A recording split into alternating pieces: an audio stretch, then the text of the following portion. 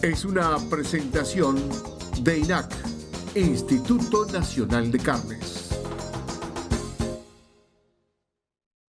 Abrimos este segundo capítulo en esta mañana y nos quedamos en Fraile Muerto. Recibí algún mensaje recién sobre el porqué del nombre de Fraile Muerto.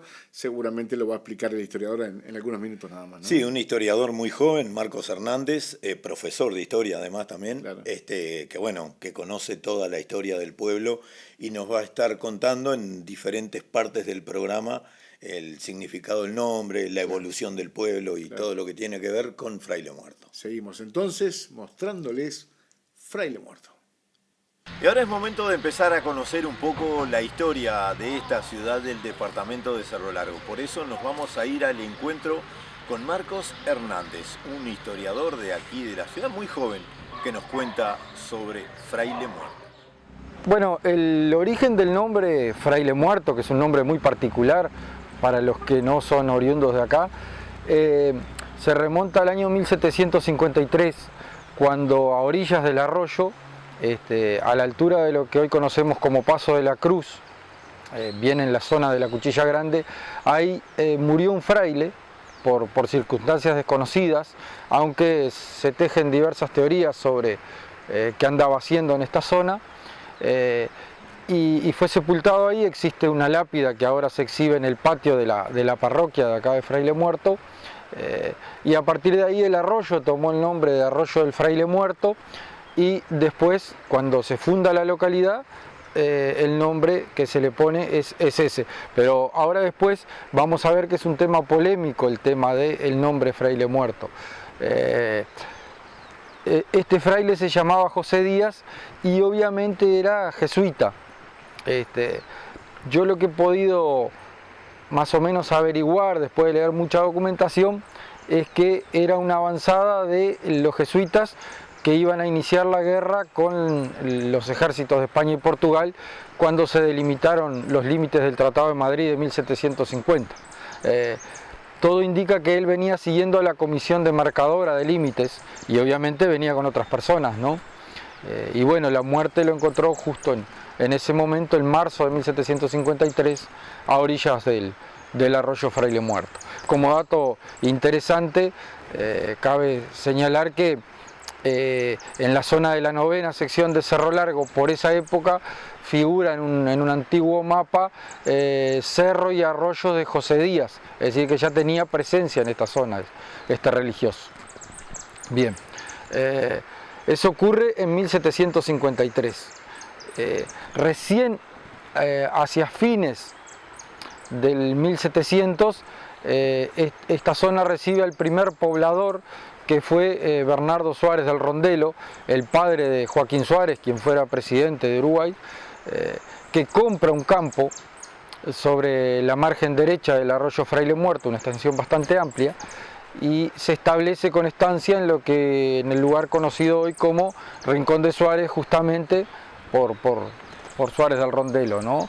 Suárez del Rondelo era asturiano, fue fundador de Florida, estuvo muy vinculado al desarrollo de Canelones, y hacia 1782, cuando compra este campo, se traslada acá y bueno, desarrolla una intensa actividad en Melo. Fue alcalde del departamento de Cerro Largo, de Melo básicamente, pero abarcaba todo el departamento de Cerro Largo, y tuvo una gran actuación en las guerras por la independencia. Adhirió al éxodo artiguista pese a ser español, fue sindicado por los portugueses como ser quien motivaba el levantamiento acá en la zona de Fraile Muerto en contra de los españoles y portugueses.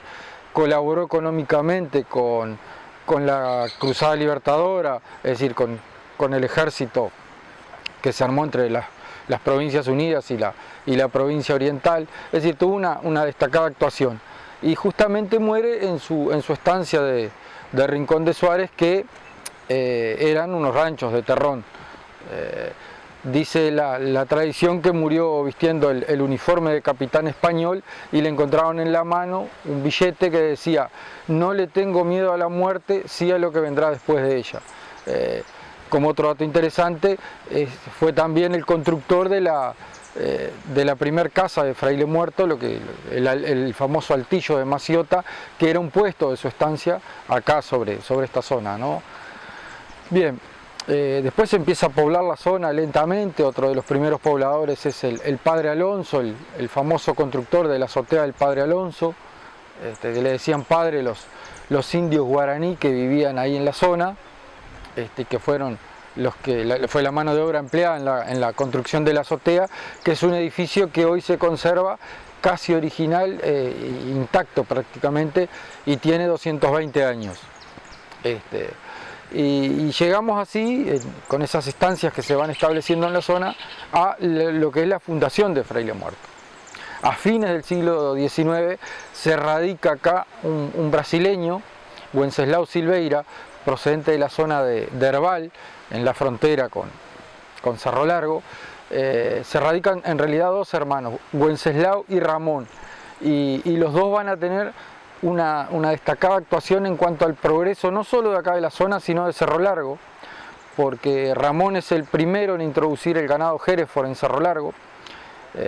Ramón Silveira compra los campos que eran de, una parte de los campos, ¿no?, que eran de Bernardo Suárez del Rondelo, y ahí mismo, en los ranchos que eran de Bernardo Suárez del Rondelo, construye su estancia. Y Wenceslao se establece acá, justamente bien en esta zona, del otro lado del arroyo eran sus campos, y adquiere lo que conocemos hoy como Estancia La Cordillera, en Toledo. Y bueno, hacia 1906, ante la aprobación de la línea férrea de Nico Pérez Amelo, él pide que el tren pase por acá, porque estaba proyectado pasar unos 15 kilómetros más arriba, en el alto de la Cuchilla Grande mismo. Y bueno, la empresa del ferrocarril ve complicado el pasaje por acá, porque es una zona baja de bañados, gran parte de donde pasaría la vía, y Wenceslao Silveira, en contrapartida, les ofrece una extensión de 15 kilómetros de campo para que pasara la vía. Él dona ese campo, y a su vez se compromete a construir la estación ferroviaria en Fraile Muerto, ¿no? Bueno, aceptado eso por los ingleses, funda el pueblo Wenceslao Silveira, que más o menos la mensura es de noviembre o diciembre de 1906, hasta ahora no se ha podido encontrar la fecha exacta, ¿tá?, pero ahí funda ese pueblo, vende terrenos, pero también dona algún terreno, ayuda con materiales, digamos, a la gente de menores recursos para que el pueblo progrese.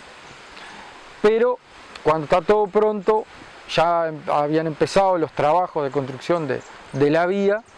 Los trabajos de construcción de la vía arrancaron en Nico Pérez el 25 de agosto de 1906.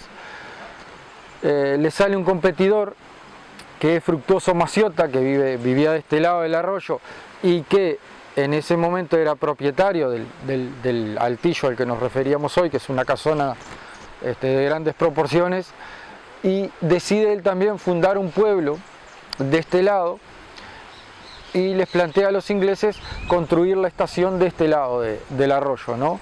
De aquel lado era 7ª sección policial y judicial, y de este 6ª.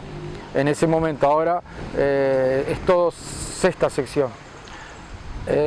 Entonces, los ingleses aceptan la propuesta de Maciota, porque era mucho más viable una estación de este lado, ya que en Cerro de las Cuentas, a 15 kilómetros, se iba a construir una estación en la 7ª sección, y sin embargo acá no había cerca, y cuando el arroyo crecía, el arroyo tenía una fisonomía diferente a la que tiene hoy, se extendía mucho la creciente, y durante muchos días la gente quedaba sin poder cruzar. Entonces no iba a ser rentable en el invierno el tema para el ferrocarril, porque si bien el servicio que se brindaba era para pasajeros, también se brindaba el servicio de acarreo de ganado, que era lo más rentable.